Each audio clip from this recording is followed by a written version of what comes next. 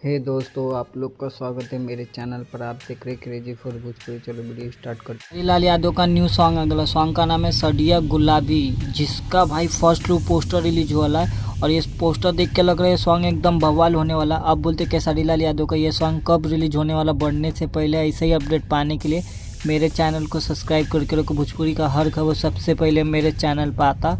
इसको गायले केसरीलाल यादव और शिल्पी राज ने, और एक्ट्रेस है सोनम पांडे, और इसको लिखे है छोटू यादव, और म्यूजिक डायरेक्टर है आर्या शर्मा। बोलते केसरी लाल का सॉन्ग सडिया गुलाबी सॉन्ग कब रिलीज हो रहा है। ये सॉन्ग 10 तारीख को DRJ रिकॉर्ड यूट्यूब चैनल पर रिलीज हो रहा है। लेकिन कितने बजे बज के कितने मिनट पर रिलीज हो रहा है ये रिलीज डेट नहीं है, लेकिन इतना मालूम है कि 10 तारीख को रिलीज हो रहा है। जैसे मेरे पास कंफर्म रिलीज डेट आता है तो उसके ऊपर वीडियो बना के आप लोग को अपडेट दे दूंगा। और वीडियो अच्छी लगी तो लाइक करें, शेयर करें, सब्सक्राइब करें। मिलता है नई वीडियो में, धन्यवाद। और कमेंट करके बोलिएगा केसरी लाल का न्यू सॉन्ग का फर्स्ट पोस्टर आप लोग को कैसा लगा। मिलता है नई वीडियो में, धन्यवाद।